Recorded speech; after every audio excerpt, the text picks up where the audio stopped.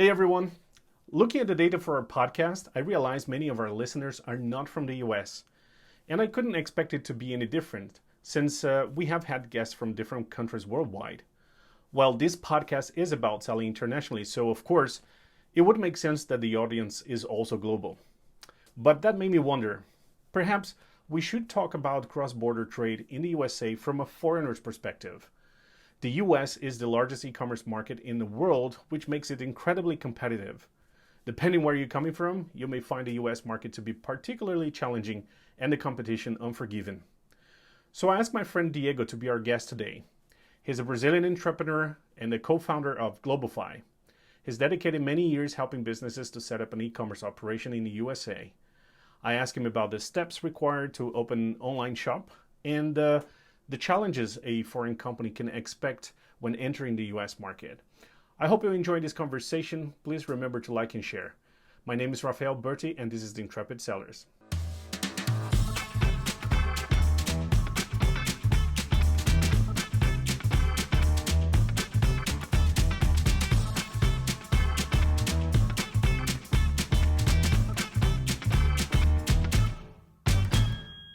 So welcome everybody. Thank you very much for joining us today. Today I'm going to be talking to Diego Sampaio. Diego, maybe you want to do a short introduction of what you're doing, or who you are, where you come from. I mean, feel free to introduce yourself. Nice, sure. Rafael, thank you very much for the opportunity to be here. So my name is Diego. I live in the US. I'm originally from Brazil, and I moved to the United States in 2014. I've been always an entrepreneur. And here in the US, I am the CEO and co-founder and CEO of company Globalfy, where we basically help foreign entrepreneurs to establish and grow a business here in the US. So we help them from the process of business formation, through the accounting, tax, to e-commerce fulfillment. And we are launching now a neobank where we're going to be able to provide banking service for US companies owned by non-residents. Mm-hmm. Excellent. You know, Diego, one of the reasons why I wanted to bring you to the show is it's really the fact that you are Brazilian living in the US, which means your perspective of coming and selling in the North American market is probably different than someone who is a native, who was born and bred in the US. So obviously you have a different perspective, and that's what you do. You're helping people or entrepreneurs that want to sell in the US. So I think one of the first questions I have for you, I mean, you already mentioned that you're helping, your company helps people to uh, establish an LLC. Is that right?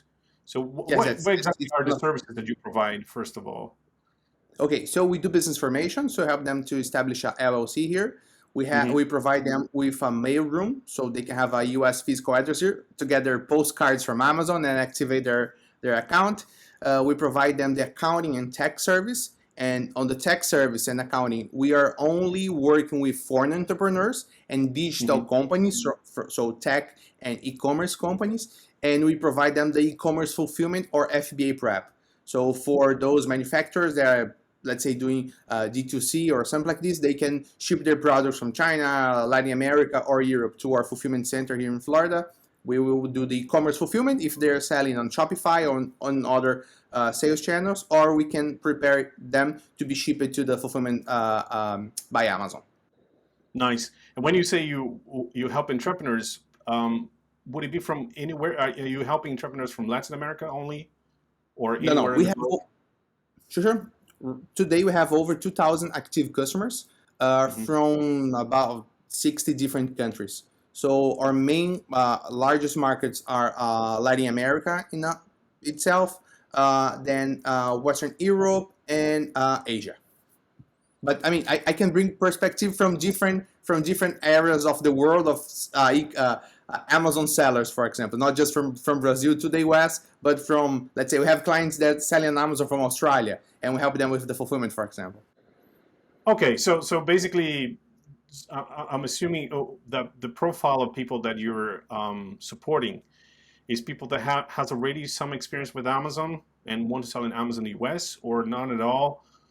Are they individuals or are they corporations? Who exactly are you helping? I mean, we have like from individuals they are doing a private label and selling here on Amazon to like larger corporations that are do like let's say they are manufacturers and they are doing direct to consumer. So I'll Hmm. give you a brief explanation regarding the most common contacts deals that the leads that we have that we get here. So first of all, we got a lot of deals from manufacturers from all over the world that want to get their products into the US market. So usually they already export somehow, or they have, let's say, a distributor or a reseller here in the US, and now they want to have their own account and control their operation here in the US. So of course they can increase their margins. So let's say for furniture, we have like six furniture companies from Brazil. They manufacture their products in Brazil. They're gonna ship to the US to their own operation here in the US, and then they're gonna sell it on Amazon, Wayfair, and other marketplace. But their main goal is to increase their margins. So other than sell to someone that's gonna resell the product, they want to do the direct to consumer. So that's one each. Then we have other customers that are, let's say, larger companies or individuals that they are doing a private label from China, or let's say they are a small manufacturer from Australia, for example. They're going to assemble their products, they're going to ship to the US, and then, of course, they want to sell here in the US with higher margins and, again, control the supply chain, right? The whole process. So our clients, they are usually hands-on entrepreneurs. We don't work with huge corporations, okay? We work with usually the small and medium business and, let's say, medium manufacturers that are looking to launch their products into the US. Okay, so let's just suppose that I'm a seller and I would like to, let's say I'm a manufacturer. I'm in Denmark, I'm in Europe. I would like to sell my goods in the US. Could you walk me through what steps do I need to fulfill and what do I Sure. need to do in order to start selling, let's say, on Amazon? Sure, sure. I mean, if you're already selling on Amazon Europe from any one of the countries, it's way easier to start the process here because you don't even have to set up a company in the United States, right? You can use your own account from Amazon, let's say Italy or Denmark, to set up your global selling program, to set up your account here in the US and start selling your products in the US without your company in the country. So this means the process is really simple. It's just go to Amazon, set up the account here, ship your products for a fulfillment center or FBA prep if you want to ship to us, and then we can work on that to deliver to Amazon. Or if you are already working with a customs broker and a freight forwarder that can do the process, you can ship directly from your manufacturer plant in China or Europe directly to Amazon. So you don't have to send it to another fulfillment center and then from that fulfillment center to Amazon. So the process is really, really simple. I mean, here in the US, when you get to tax, it's going to be even, I think that's going to be even easier than in Europe because you're not going to have the VAT, right? Here you're going to have sales tax, but Amazon will take care of all of that for you. You don't have to do anything. So Amazon will take care of that and they're going to make the payouts. If you don't have a US physical presence and you don't have a company, you usually not pay tax here. You're gonna pay only directly in your home country. But if you wanna start your selling on Amazon in the US with your own company, so let's say a LLC, I mean that would bring you some benefits. So the first benefit is that you would be able to sell in other marketplaces too, so not just Amazon. So you could Hmm. set up your own Shopify store or sell on Wayfair or Walmart.com, right? So Walmart has been growing and they've been trying to traction a lot, getting traction here in the e-commerce. So with our own LLC, the process is really simple too. You can organize your company here from abroad. It will take you about 15 days. You don't have to have a social security number or not even travel to the US. You can do all of that from abroad. As I mentioned, there's a few banks that work with non-residents, so that way you could set up your bank account remotely here in the US. And we are launching our own neobank, Globalfy, that's going to be able to work on that matter too. And then regarding taxes, if you have your own LLC here, you're going to have some tax liabilities. So first thing, I mean, the majority of countries from Europe, they have a tax agreement with the US. So this means that to a certain level of income, you're not going to pay tax here, you're going to pay in Europe, or going to pay here and they're not going to have to pay in Europe. So they have some tax agreements, right? That benefits those European sellers here in the US. But I mean, the tax here is pretty simple. You're gonna pay basically the income tax over your net gains, so your net revenue.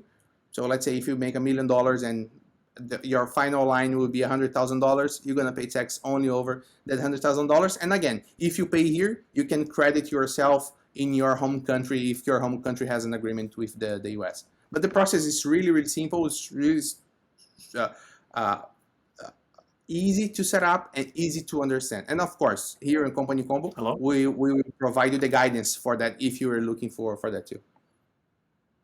But I would say, Rafael, that in less than 30 days, you can start selling here in the US. Yeah, that was actually going to be my next question. How long would it take for me to establish a small operation in the US and start selling? But you already said so 30 days, that's pretty fast, I'll say. In some countries, just establishing, let's say if you want to establish a corporation in Germany, it could take up to 2-3 months just to get the company registration. So it takes quite a while. So if you can do that in the US in 30 days, that's amazing. Yeah, and probably in Germany, you would probably have to have someone over there that like has some legal control of the company, or you have to travel to the country to do the process, right? But here in the US, you can do everything remotely. I'm not entirely sure, but the thing is, Germany tends to be quite bureaucratic, and especially after the pandemic, everything is slowed down by quite a bit. And so, yeah, we'll be looking at like 3 to 4 months just to get a company set up. And that's just a company. We have, when you're a seller, there's so much more that you need to take care of. And you need the company open for you to, to open a bank account, to do, set up the accounting. Yeah, so 3 to 4 months just to launch, it's quite a bit. Depending on the time and the type of product you have, it's not really ideal, right? You want it to start selling right away. Yeah, especially like summer's coming up, right? So if you have a product for summer, you cannot wait until you can't start selling at the end of summer. You need to be ready before that.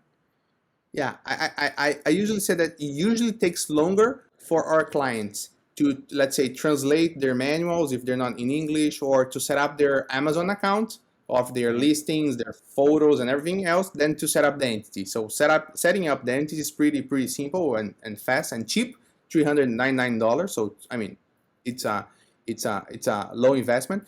But I think that, of course, when you're getting to a new country, the first thing is that you have to learn about the culture and adapt your product, right? So you guys work a lot with like this process. We work with some customers that we have in common, and I mean, I think that the main challenge is not to set up the entity, but it's to how you're going to promote and how you're going to put your bring visibility to your product in the largest consumer market in the world, right? Mm-hmm. Yeah, that was actually, it's funny. You already answered my questions before I asked them. I was going to ask you, what is the largest, what is the most common problem that you see that your customers are facing when they're entering the US? And I was presuming that it would be something to do with not setting up the company in itself, but how to grow in the market, right? Is that how you see it, or? Yeah, I usually talk to our customers that, I mean, for anything related to setting up an entity, to logistics, someone already came up with a solution. So I mean, it's not just Company Combo, right? There's hundreds or thousands of companies that can help you to set up your entity and to do your fulfillment in the US. So I mean, those steps are pretty simple for you to overcome. Those challenges are simple for you to overcome. But once it gets to the product itself, product market fit, and like even the product description, right? It's seems to be pretty simple, but there's a lot of points that you have to pay attention that those are the real challenges, because those are unique, right? So even, for example, for yourself, right? Every time you get to work with a new company, it's not just a process of look at the picture of the product and describe it. You have to search for the market, check what our competitors are doing, if the pricing point that you are targeting is the correct pricing point or not. How it's going to be your launch strategy, right? You're going to come with a higher price, or let's go with a lower price to increase our sales, get some good reviews, gain traction, they increase their price. So I think that for everything up to the point of launch your product, we have it ready for you. But of course, once it gets to the marketing side, it's where you're gonna need to or learn a lot, so read a lot, spend a lot of time doing research and learning, right? There's the learning curve, or hire someone that can definitely save you some time, right? And that's something that when you hire, we have a lot of customers, let's say from Latin America, where the currency is not as good as Europe to the US, right? So from Brazil right now, like every dollar is like R$ 5, right? 5.50. In Europe, let's say in euros, $1 is probably 90 cents, right? 90. So I mean, the currency Yes. is way better from Latin America. But I really say that, look, if you can hire someone to help in the launching process, in the marketing side, why you paying is that you're buying time, right? So once you ship the products for our fulfillment center or for Amazon fulfillment center, you are already paying storage fees. So if it takes a year to sell the product and not a month, it means that you pay storage fees for a year, right? But when you pay someone that already had experience and can help you sell faster, other than pay a full year of storage fees, you're gonna pay, let's say, 30 days or 60 days. So I mean, the amount that you invested in hiring someone will probably cover by the amount that you're saving from the storage fees and other maintenance fees that you would have with your product in the market. Yeah, that's awesome. So actually, I want to ask you something, and I would expect you to be honest on the answer. Because what I wanted to ask is, do you have any, what is the success rate with your customers in terms of coming to the US and actually staying there and be successful in entering the market? Have you had customers that they came to the US and like, oh, that was a complete failure, spent a lot of money, it didn't work out? And what can you share anything with us about that? Sure. I mean, I don't have that exact number, like 10%, 50%, 90%. I don't have that number, but I have like what I have an idea of what they didn't do that make they do not succeed. So I think that the first thing that makes any company to do not succeed is focus. So let's say if your main market is Denmark, right, and you don't have someone looking to the US operation, you're probably not going to succeed because the market itself is really competitive, right? So I would say that for our clients, 100% of our clients, that they really put the effort in making the operation grows, they grew, they make it happen.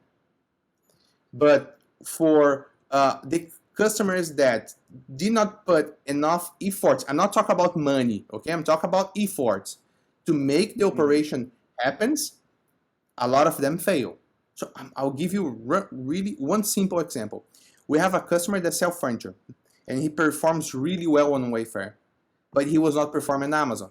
And said, look, then he said, look, my product is not selling on Amazon, right? It wasn't made for Amazon. I said, look, let me check your product because we don't work with marketing. So I mean, we don't know the numbers from the clients, or we don't make any kind of analysis on the description, something like this. But he was a meeting with me here in Orlando, and I said, let me check your description. And I checked the description. It was like white table. Then I got his description, searched for the top seller, and said, look, you have like 3 words describing your product, and you have 10 pictures. The other guy here, the top seller, he has 5 pictures. But look how many details he put on the ads. Of course, if I'm a consumer, I will probably buy his product, not yours. I mean, I don't have enough information from your product. So look, why don't you hire someone to do a good copywriting for you? So I refer some partners. Let's say one will charge $150. Look, man, if you sell 3 units of your product, you cover the cost to do a copywriting for your ad because he was not willing to invest in a consulting, right? So, I mean, it just takes 3 products to get your money back. Doesn't it worth the try? Nah, I don't think so. So, I mean, of course, he was not trying to make it sell more on Amazon. He was happy with Wayfair. So I mean, he had a good successful. He was successful in Wayfair, but he would tell someone else that Amazon didn't work. But it's not that Amazon doesn't work, right? It didn't work for him because he was not doing what he should be doing. So I mean, we not everybody that launched their product in the US they have success. But from my point of view and from what I remember, of course, let's say 95% of our customers or 100% of the customers that they really put their focus, time, and effort to make the operation happens, they make it happen, right? Mm-hmm. So you mentioned Amazon, you mentioned Wayfair, you mentioned Walmart. Um, I just read this recently that Amazon basically dominates the is the major Mm-hmm. marketplace in the US.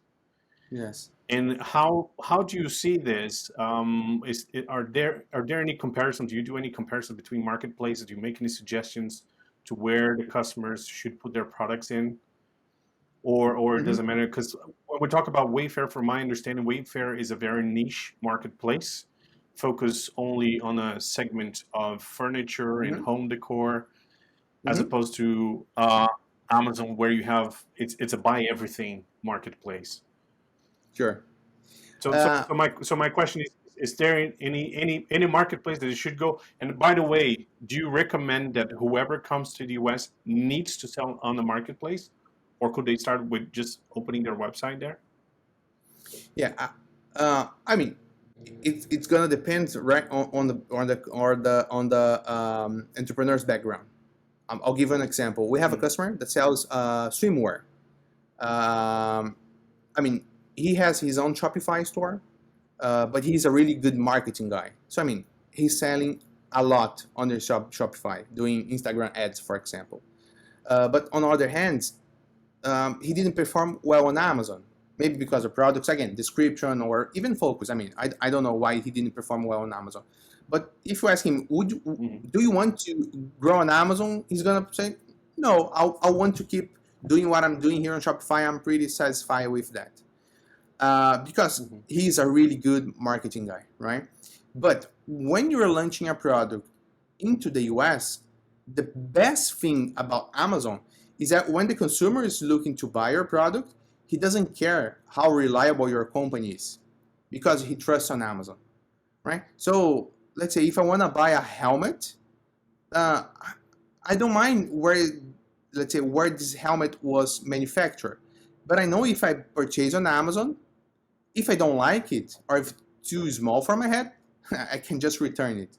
So I mean, I'm pretty confident with Amazon, not with the manufacturer or with the seller.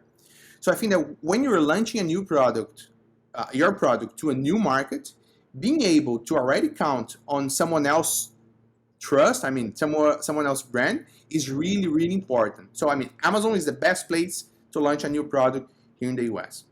But of course, you can build your strategy only based on Amazon. In my opinion, it's you can start with Amazon, but already think about having your own Shopify, for example. And at the same time, if you think that Walmart.com may be a good marketplace for you, already sign up for Walmart.com because even their sign up process is way longer than Amazon because it's different, right? So already sign up with Walmart.com. And if you're selling furniture, open up with Wayfair, House, or other furniture marketplace, for example. But I wouldn't tell to you just do it on Amazon. You can start only with Amazon, but I think that in a long term, it's really, really important that you start creating your own brand and your own relationship with the customer. Because at any time, I mean, Amazon can remove your buy box for any reason, right? That they feel that they gotta do that, and it's their work. It's. I mean, it's their only control, not yourself. When you're running something on, let's say, on Shopify, it's under your control, right? Not someone else. So I think that having those strategies going multi-channel is really, really important. But I can tell you that starting on Amazon, it's usually the cheapest, the simplest, and the fastest way to start selling in the US. Okay, that's awesome. So yeah, that goes along with my understanding as well, because we know for a fact that most people, when they're purchasing something from Amazon, they're buying because it's from Amazon. Mhm. And if it's a new seller, someone who they never heard of, people would kind of hesitate. And obviously, in Amazon, you have the feedbacks, which counts a lot in terms of conversion and for sales, because Yeah. people want to know what other people experiences when trying that specific product. They want to buy. In that sense, though, one of the questions that I get asked quite a few times is, what's your and I want to ask you, would it be possible for me as a seller in Denmark or in Brazil or in the UK to start an operation? Let's say I want to sell in Amazon US, but it would be very costly for me to send, I don't know, Mhm. a pallet of my products to the US. And would it be possible for me to just list my products on Amazon US, and then whenever I get a sale, I ship my product from my warehouse locally all the way to the US? How Mhm. do you see that? Is it possible? Short answer: yes, it's possible. Will it work? I don't think so, right? What happens is that as we are used here in the US to get our products in 1 day, 2 days, or let's say even if you ship on FedEx, right? We have our own fulfillment center. So on FedEx, they have some great, good rates for 2 to 3 day shipping, right? Really competitive. So US customers is used to receive the product fast. Uh, and you can tell me like, oh, but look, if I ship from my country, it's gonna take 5 to 7 days. At the end of the day, it's usually 7 to 10 days, right? iOS customer that is looking to buy something, he's not willing to wait for that. And that now there's something that you can tell me, Rafael. I mean, how Amazon treats those longer delivering times when they are organizing their product listing. A product that has a higher delivery rate, even if it's outside their own fulfillment center, even if outside Amazon fulfillment by Amazon, right? So let's say if I have a product that I'm shipping from my fulfillment center in the US that is delivering 3 to 5 days, and and I have another product that is shipped from another warehouse that takes from 7 to 10 business days. How does Amazon work with that? It would be the fastest one, definitely. So the algorithm, we're inverting the roles here now. You see, so now Diego is asking the questions, but that's fine. But I can tell you, is the algorithm will definitely prefer who's doing faster delivery, and Okay. um, Yeah. and that's the benefit really. Mhm. So But again, I if you think have a I think in product, this case, yeah, no, no, please go. I'm just thinking, if there's people who want to sell their own brand, nobody else has their product, so Mhm. they would be the sole seller for that particular brand. Yes, And that's what my I was views on going that to. is still yeah, it's not sustainable, as you said, in the long run. Yes, Anyways, that's what I was going to say. That look, unless you are selling a product that only you can sell and your brand. I mean, for example, if I wanna buy iPhone 10 and it has to be black, I mean, and there's only one seller and it delivers 15 days. That's fine. I have to wait, right? I have no other option. But let's say if I wanna buy again, a black helmet, and there's 100 sellers selling the product that looks really the same. I don't care about the brand, right? I'm not gonna buy one that's gonna take 10 days to deliver. In opposite, that's someone that's gonna take a day to deliver, right? So unless you have a product that is someone's really looking for your brand for that specific product, customer will not wait. They want to get it faster and cheap, right? And usually for products that are not with a high price, so a high value, the international shipping costs. I mean, usually it's too expensive for the product. hmm So, for example, for a swimwear or for clothes in general, you're gonna pay in domestically shipping $3 to $5 to ship inside the US. I'm pretty sure that you can ship something from Europe to the US for less than, let's say, 15, $20. I mean, so if you're selling something that's cost $40, usually, and you offer free shipping, usually the price will not be match that, right? Yeah, so I guess we could agree that if you're shipping it from abroad, you're going to have high cost shipping for the product. Even if you go a very fast pace using someone like FedEx, you are still going to have some higher cost, which in the long term will be it's not sustainable. Yeah, So and I think the matter would be to compare that. What would be those? How many sales could you make in a month, and compare mhm, that. What would be the shipping cost in comparison to shipping a whole not a container, but maybe a pallet of your goods, mhm. or a box with a certain number of your goods, and then experiment with that. Right? I Yeah. guess that's where we're getting And at. yes, yes, and again, Rafael, it comes to the point of how much effort are you putting on the business? Because Mm. again, what will happen? You're gonna launch your product. You're gonna have two sales, and you're gonna say, "My product's not made to Amazon," or "Amazon doesn't work." No, no, Amazon works. I mean, you didn't do your part of the deal, right? I mean, everybody else was delivering 2 to 3 business days. You're taking 7 to 10 business days. So it's not Amazon the problem. It's the amount of effort that you put into making the process work, right? So Mhm. again, it's all again the focus and how far do you wanna go, right?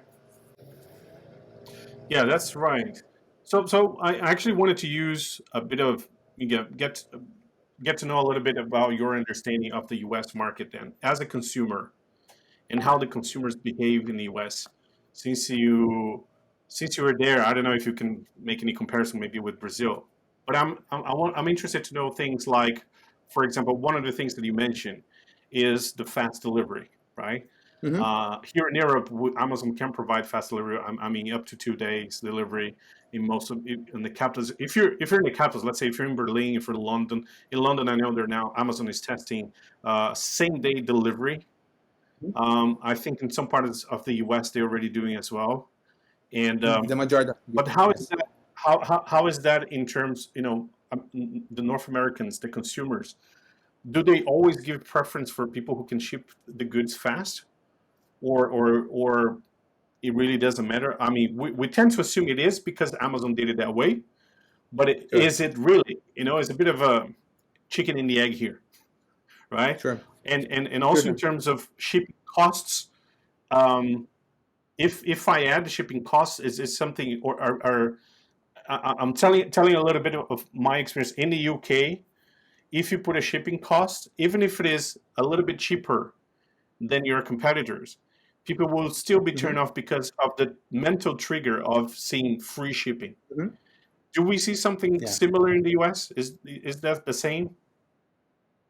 Yes, yes. I think that again, it's all about the product, right? So when you're buying on Amazon, you're pretty sure that they're gonna deliver it fast.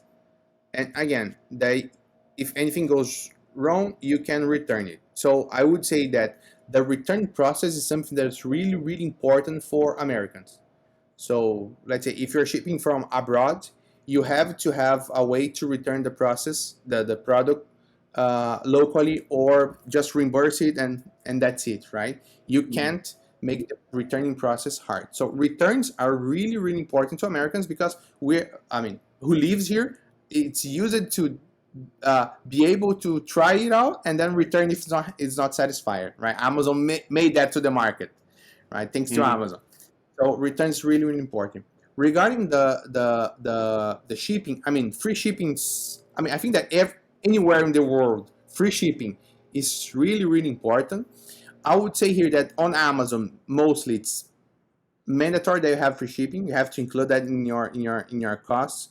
Outside Amazon, we have a lot of customers that are selling. So let's say again on Shopify, and they're gonna up to $25, free shipping after $25 or $50 or something like this, because in their price they're not able to add the free shipping for something that costs $10, for example. But they will always have some triggers to get to the free shipping. So free shipping is really important. What else? I think that a good description for the product, details, and of course pictures for all the markets. But having a good description here is key, is a key factor. For example, we have customers that sells lingeries, and for lingeries, have a good description and good measurements on the of the product makes a huge difference, because customers will check it, see if it's before buying. And as you know, if you ship the products, if you make 100 sales and then you have, let's say, 15 returns because it didn't fit, it's not gonna count good for your position on Amazon or for the products review. So I mean, a good description depending on your products really something that's a key factor for your success. Yeah, but I think that I would say that free shipping, return process, if you are selling outside Amazon or you have your own return policy, and good description. That would be something that's really important for like the everyday purchase. And regarding the same day delivery, Amazon is, I mean, we have this in Orlando, Miami, New York. I mean, it's all over the world. They have the same day delivery or the next day delivery, right? The overnight. Sometimes, so let's say if I'm buying some from Amazon, I want a day to delivery today, and it's not over $35. I pay $2.50 or $3, and then they make that same day delivery for myself. So I mean, we are getting to a point that it's way faster and way easier just to go to Amazon and buy the product than think about driving to somewhere or even to Walmart. I live like 5 minutes away from Walmart, but it's not, if it's not something that I need right now, I prefer go to Amazon and getting it later today or early tomorrow than driving to Walmart and getting the lines and everything else. Okay. And in terms of, because you mentioned the returns, and we know that Amazon offer a free return for anything you buy from Amazon. How are the competitors doing that? And by competitors, I don't mean other marketplaces. If other branded websites, let's say Nike or something, are they also following suit? Are they doing the same thing? Because there's always a question of who pays for the returns, right? And Amazon has established that we will pay for that. So the customer doesn't have to pay anything. But in some instances, I have seen that maybe people would like, is this a cost that a seller needs to put in consideration if he wants to sell on Sure. either on Amazon or outside of Amazon? Yeah, I mean, I may be wrong, but here on Amazon US, the seller can set up if the return will have a cost for the consumer. So let's say in some case, if I want to return a product, I have to pay $4 for a label or something like this. But I'm not pretty sure.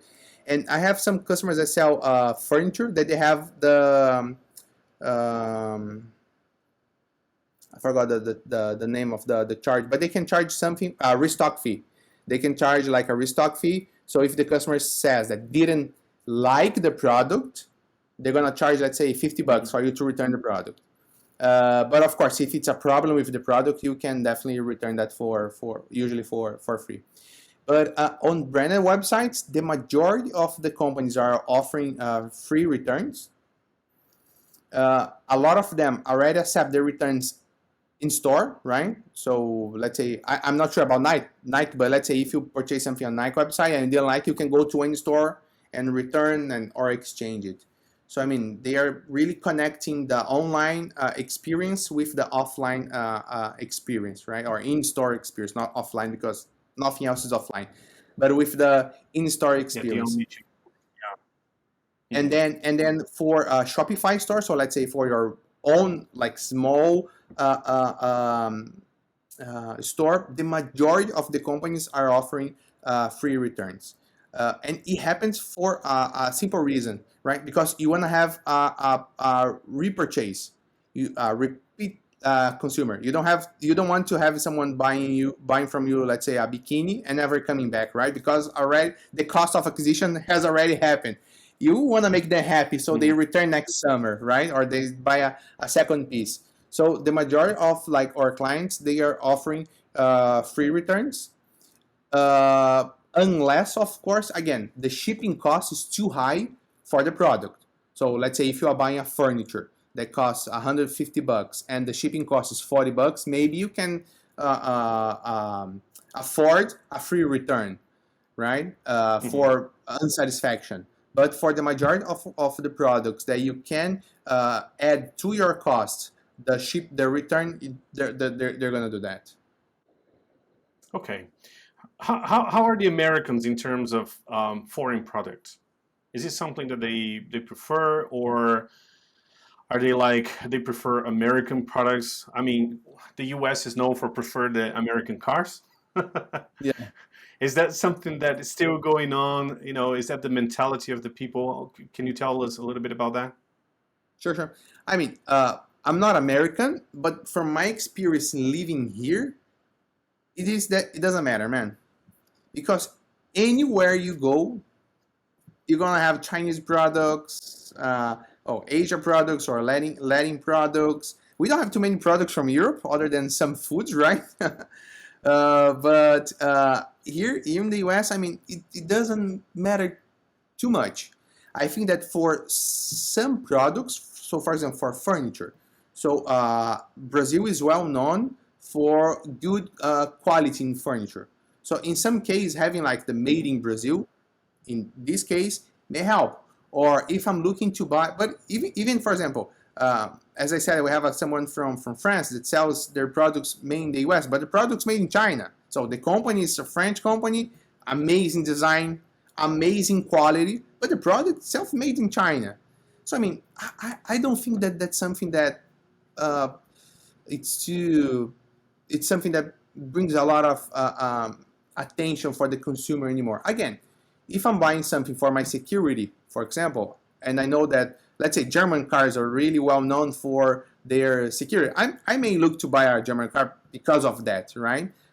On top of, like, let's say, a Chinese car. I'm not saying that Chinese cars are not good, but Germany is well known for those aspects. Or if I'm looking to buy something related to, I don't know, to wine, I may look for a French wine, or Italian wine, or Portuguese wine, other than, let's say, a Chilean wine. But I mean, it's just a matter of a product category and product niche. But in general, I don't think that that's something that worries the consumer anymore.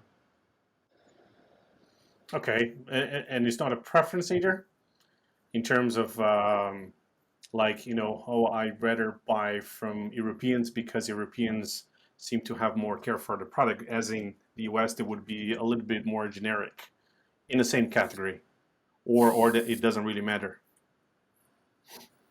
Again, unless it's I'll something put you in the that's really spot. yeah, no, I think that unless it's something that's really specific for a brand or for that certain product, that's something that brings a lot of value, being a European or being from a well-known country for that product. But other than that, I mean, I don't think that that's going to be a problem. Okay, Diego, we had a very nice conversation. I appreciate your time and that you took to come and talk to us today. Very knowledgeable. I think I could get a few points that are very good for me as a seller if I want to enter the US. Do you want to leave your contact details in case someone wants to? We're going to put this as well below the video as well. But if you want to, if anyone would like to reach out to you, Sure. how would they go about this? Should they find you on LinkedIn, or should they go to your website?